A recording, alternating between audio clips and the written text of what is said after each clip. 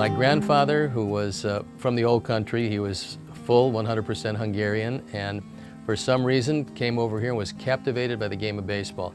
Long before I was born, my grandfather, my mother, and my father, they all loved baseball. So earliest memories, I think my dad was my coach in Little League for a while, and I think remembering the exact day where I was playing in the middle infield and our pitching was dissolved. I don't know what happened to it, and my dad said, "I think you can throw strikes, so will you go to the mound?" This was when I was 11. And I said, sure. And I went out there and I was able to throw strikes, and that was about it. But that started my career as a pitcher. I have that indelible impression of him asking me if I would go and if I wanted to pitch. I said, sure, I'll give it a try. And so forever after that, I was a pitcher. It wasn't until about junior in high school where I started throwing the ball harder and harder with every passing year. When I went to college and pitched at Kent State, and it just, every year I was throwing harder. And all of a sudden, Major League scouts that came to our ballpark to see Thurman Munson, they looked at a little right-hand pitcher who was the #1 starter on the team and said, you know, this stuff's not bad. So in those days, they had 2 drafts. They had a summer draft and they also had a winter draft. And so the Giants drafted me in the 4th round, which sounds a little bit better because they only had 4 rounds in the winter draft. But I got invited to camp, and that was the start of what I thought, for my size and ability, turned out to be a very nice Major League career. I got here in 1973 for the first time. By the way, this is the 3rd time I've been back with the White Sox, so a lot of people don't realize that, but 1972 with the Giants, they were proposing a trade. So Kenny Henderson and I was a throw-in in the deal, came to the 73 White Sox. I came here and went 6-11. We had a 3-man pitching rotation. It was probably the dumbest idea in the history of handling of pitchers, but I started 10 times on 2 days rest. Well, I didn't ruin my career, fortunately, but at 6-11 with an ERA that was otherworldly, they decided to trade me in yet another deal, a 4-man deal for Ron Santo. So I was traded to the Cubs the next year. Ron Santo came to the White Sox. It's a deal that I've described many times as a deal that hurt both teams. Ron Santo spent 1 year here and retired. I became the Cubs' first free agent, and then Roland Heeman watched a game. They let me pitch toward the end of the year. He called me up. He said, everybody says you're hurt. I said, I'm not hurt. I just was a free agent. They didn't want to pitch me very much. He says, I think we want you to come over to the White Sox again. So knowing that, I was a member of the Southside Hitmen in 1977, one of the most exciting White Sox teams in history, because we couldn't field, we didn't pitch very well, we didn't have much of a bullpen, but boy, we could hit. I mean, they just continued to pummel everybody, and so that year, I won 15. This was the storybook summer of Steve Stone, a 33-year-old career .500 pitcher who suddenly found the magic for one brilliant season. If you were going to sit down on New Year's Eve and write down the greatest year you could possibly have from the start of it to the end of it, it was 1980 for me, because in it was all of the things that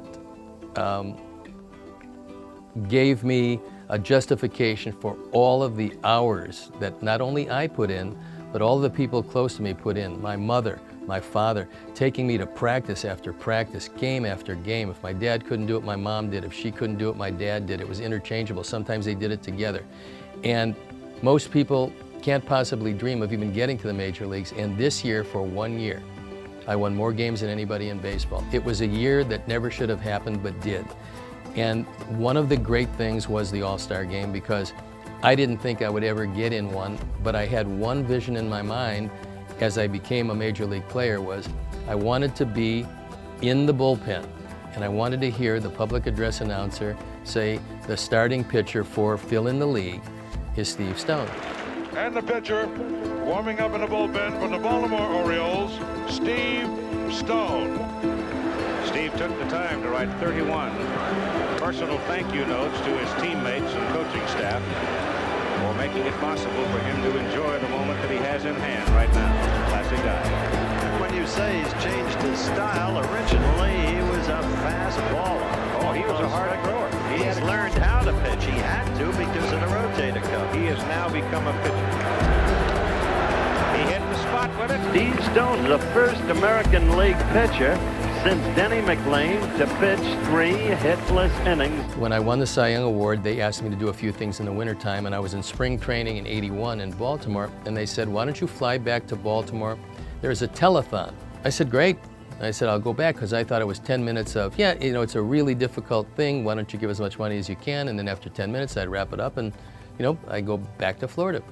So I'm sitting with a guy by the name of Ted Patterson, who was an anchor man at the time for Channel 2, and he said to me, okay, so now in the first segment, we're going to be doing this. In the second segment, then we move to the second. And I said, what are you talking about? He says, well, we got 3 hours.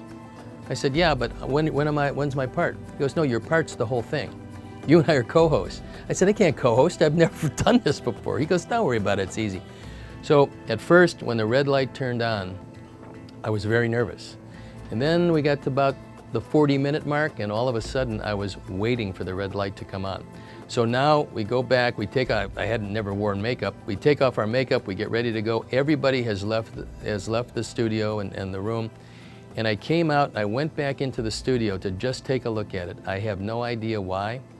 And I saw a camera, pretty much like the one behind you, only in those days they were very, very big. And it was pointing straight down, because it was in that locked position, pointing straight down. And I looked at it. I just looked at it and stood there, and I went, that's it. That's what you're going to do. And so my career ended in 1982. I retired, gave my speech on June 2nd. Well, it's just hard to leave. And I didn't think this would happen, but it has. Little did I know, when I walked out, a secretary from the Baltimore Orioles came up to me and said, Chuck Howard called. He's the vice president of ABC Sports. Why don't you give him a call, because I think he has a job for you. So I called him up. I said, Chuck, Steve Stone. He goes, yeah. He said, you know, we can give you a couple games to do on ABC Monday Night Baseball.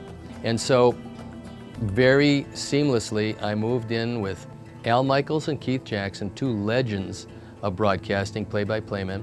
The analysts were Don Drysdale, Bob Uecker, Howard Cosell, and me.